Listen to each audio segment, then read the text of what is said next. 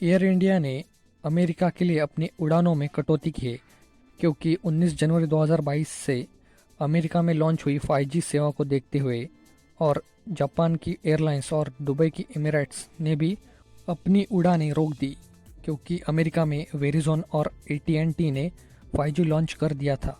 लेकिन एविएशन कंपनियों का विरोध देखते हुए ये लॉन्चिंग फिलहाल टाल दी है। इसकी क्या है पूरी बात जानते हैं। अमेरिका में सिविल एविएशन को रेगुलेट करने वाली agency federal aviation administration FAA और 10 एविएशन कंपनियों ने 5G सेवाओं से हवाई जहाज के उड़ान के दौरान ऑपरेशन और सेफ्टी प्रभावित होने की आशंका जताई है। दरअसल माना जा रहा है कि 5G सेवाओं की लॉन्चिंग से विमानों की ऊंचाई मापने वाला अल्टीमीटर प्रभावित होगा। इससे हवा में दो विमानों के आपस में टकराने का खतरा रहेगा। दरअसल रोड पर गाड़ियां जैसे दाएं बाएं होकर ट्रैफिक नियंत्रण करती है, वैसे ही हवा में विमान एयर ट्रैफिक कंट्रोल से मिलने वाली सूचना के जरिए ही एक दूसरे से टकराने से वो बचते हैं। इसलिए लेकिन 5G की वजह से उन्हें ज़मीन से ऊंचाई के बारे में बताने वाला अल्टीमीटर का डेटा प्रभावित होगा और विमानों का हवा में आपस में टकराने का खतरा बढ़ जाएगा। और ये जो 5G सेवाएं है वो रेडियो सिग्नल पर आधारित होती है। अमेरिका में 5G के लिए जिस रेडियो फ्रिक्वेंसी का यूज़ हो रहा है उसे सी बैंड नाम से जाना जाता है। दरअसल अमेरिका ने 2021 में ही अपनी मोबाइल कंपनियों के लिए 5G के मिड रेंज बैंडविड्थ की फ्रिक्वेंसी नीलामी की थी। वही विमान के अल्टीमीटर की रेडियो सिग्नल भी लगभग इसी रेंज वाली फ्रिक्वेंसी का इस्तेमाल करते हैं। 5G की फ्रिक्वेंसी और हवाई जहाज के अल्टीमीटर की फ्रिक्वेंसी लगभग एक ही रेंज में होने की वजह से हवाई जहाज की सेफ्टी और उसके ट्रैवल रूट यानी नेविगेशन को खतरा पहुंचने की आशंका होती है। अल्टीमीटर न केवल ये मापता है कि प्लेन ज़मीन से कितनी ऊंचाई पर उड़ रहा है, बल्कि उसकी सेफ्टी और नेविगेशन सिस्टम के लिए भी डेटा प्रोवाइड करता है। और 5G का जो ट्रांसमिशन है उससे प्लेन के अल्टीमीटर जैसे यंत्र में काम करने में बाधा डाल सकते हैं। इससे प्लेन की लैंडिंग प्रभावित होने का खतरा होता है। और अल्टीमीटर का यूज़ हवाई जहाज की ऊंचाई बताने के अलावा ऑटोमेटिक लैंडिंग में भी किया जाता है। प्लेन के इसी अल्टीमीटर प्रभावित होने के कारण पायलट खास तौर पर ज़मीन के करीब पहुंचने पर सटीक अंदाज़ा न लगा पाने से भी दुर्घटना की आशंका ज़्यादा बनी रहती है। और यूनाइटेड एयरलाइंस के CEO के मुताबिक अमेरिका में 5G सेवाओं के शुरू होने से कम 40 बड़े एयरपोर्ट पर रेडियो अल्टीमीटर का इस्तेमाल नहीं हो पाएगा।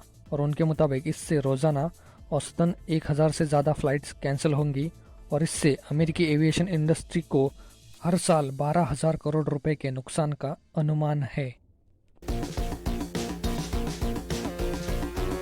और अब आपके मन में सवाल आया होगा कि लेकिन दुनिया में तो ऐसे कई सारे देश हैं भी जहां पर विमानों को बिना दिक्कत पहुंचे ही 5G का अच्छी तरीके से इस्तेमाल हो रहा है।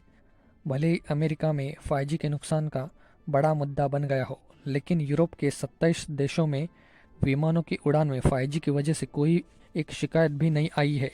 और यूरोपियन एविएशन एजेंसी ने कहा है कि ये समस्या केवल अमेरिका में ही है। यूरोपियन यूनियन के 27 देश अमेरिका की तुलना में कम फ्रिक्वेंसी बैंड वाले 5G नेटवर्क का इस्तेमाल कर रहे हैं।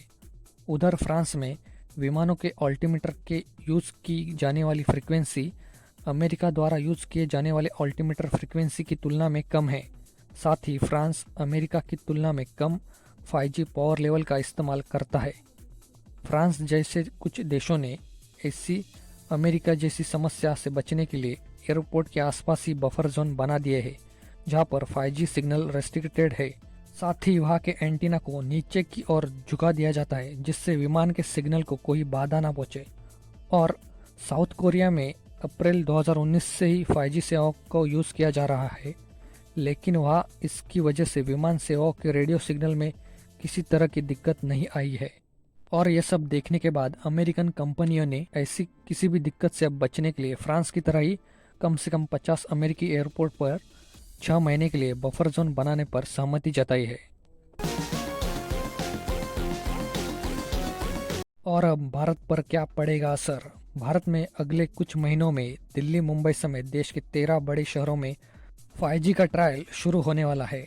भारत में अभी 5G सेवाओं का एविएशन इंडस्ट्री पर असर सामने आना बाकी है, लेकिन अमेरिका में इस तरह की दिक्कतों के बाद माना जा रहा है कि जब भारत में 5G सेवाएं शुरू होंगी तब सरकार फ्रांस की तरह ही एयरपोर्ट के आसपास बफर जोन बनाने या यूरोपीय देशों की तरह ही कम फ्रिक्वेंसी वाली 5G सेवाओं का इस्तेमाल करने को मंजूरी दे सकती है। तो यही थी पूरी बात कि कैसे 5G से हज़ारों विमानों को पहुंच सकता है खतरा। अगर वीडियो पसंद आया हो तो लाइक कीजिए, जिन दोस्तों को पता नहीं उनमें ये शेयर कीजिए और ऐसे ही वीडियोस देखने के लिए चैनल सब्सक्राइब करें और साथ ही बेल आइकन दबाएं।